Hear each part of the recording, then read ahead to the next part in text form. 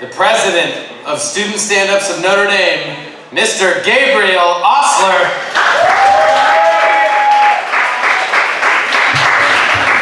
Dandosimo, everybody, Dandosimo. Fuck that guy, man. Give it up. Or don't, it's Jesus Christ. You're supposed to be listening to me. That's okay, I'll let it slide. How's everybody doing? Very strong solid from my front. I appreciate it's a little bit more of a yes no than just woo, which is coming from over here. Right there. I don't want to start off like getting really political or anything, but I like to drink. Anybody else? Anybody else a fan of drinking? Well, I'll be damned. It's catching on. There might be a market in this thing after all. Here's a fun thing to do with drinking if you get the chance. Next time you're playing a little game of beer pong, if you make a cup that's not in play, like off to the side or something, call your parents and tell them what you did. It's a really fun little experiment because guaranteed you get one or two reactions from that. You get either, what does that mean? Or you get, you fucking idiot. And it's important to know what category your parents fall into. Like, those are some good moments waiting to happen when you figure that out. There was this one time, a friend of mine, she made the wrong cup, and right away we all started getting pumped because we had met her parents before and we knew they were not down for that kind of chicanery. Thank you, you guys who really appreciated chicanery. And she was begging us. She's like, come on guys, let me out of this, but rules are rules. So we held firm. She called them up, put it on speaker because we got to hear. And her dad answered. And right away, it was very gruff. It was like Harrison Ford got shot right before he took the phone call, and he's like trying to like muscle through it, you know? He's just like, hello? She's like, yeah, Dad, I made the wrong cup. He's like, you did what? She's like, I made the ball in a cup that was off to the side. It wasn't in play in beer pong. And there's this long silence. And then he just goes, I did not raise you to have such terrible aim. You are costing your team right now. You go and focus. And he hangs up the fucking phone. And of course, we're all losing it because, holy shit, I mean, that's a memory forever right there. That's something that you've got to find out about your parents. Because parents, you know, they're not so different from you or me, you know? They might call every video game system either Nintendo or PlayStation. They might put 45 spaces around the periods in their Facebook statuses. But once upon a time, they used to be kids. And they had their experiences with alcohol. And then they grew up and they made laws. That's what parents make laws, right? That's how that all gets done. And they made laws, and they sat down and they go, you know, 21 is the legal drinking age because that's the age when it's time to give up. Don't get fooled, it's not about damage to your frontal cortex or any kind of liability shit. It is time to give up, okay? Because think about it, if you ever got busted when you were a little bit younger, like 14 or something, of course your parents are mad you're drinking when you're 14. They're like, you're 14, what do you have to numb right now? You shitting me? Get out and be fucking amazed by life. But around 21, they started noticing the look in your eye when they're just like, oh shit, it was that kind of week, huh? Okay, here you go. You have enough pain now to need to make it go away.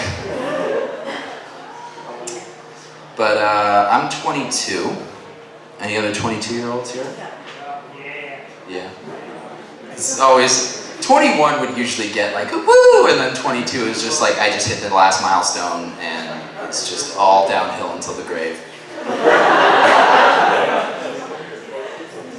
22 is good though, I like 22. Adults though, when they like try to bring you down if you're having a discussion or something, I always try to they always say the same sort of things. Especially my mom when she's losing an argument. She'll be like, oh yeah? 22?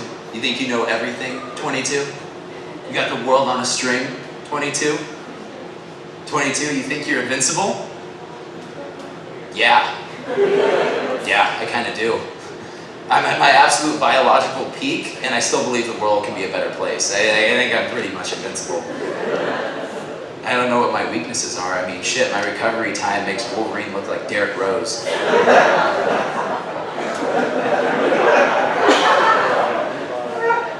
A nice little laugh tinged with like, he was MVP in 2011.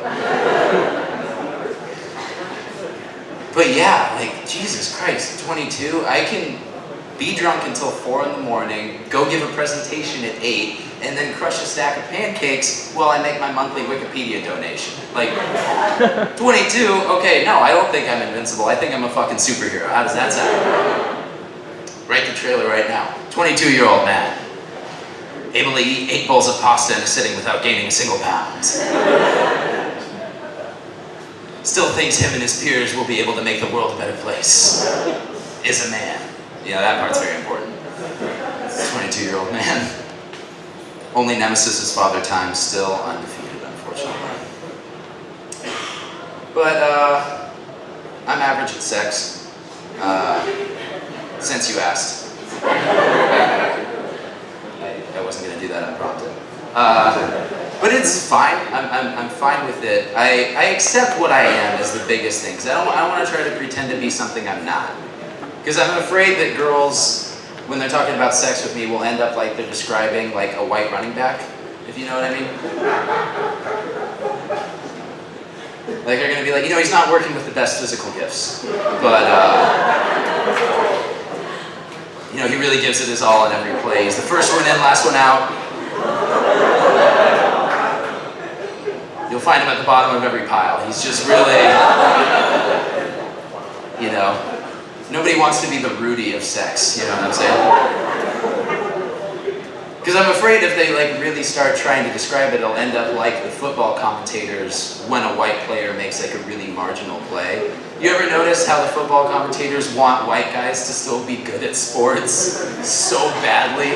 They treat like an 18-yard shovel pass like it's the fucking moon landing.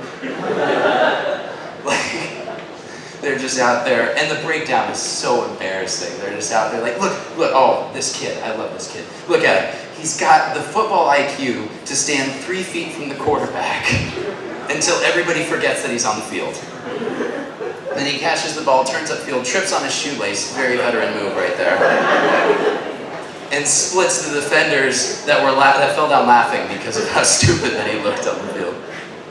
I don't need that, you know, like, just don't even try to tell me that my 3.5-yard gain was the thing that really helped you move the chains. Like, yeah, I did my role.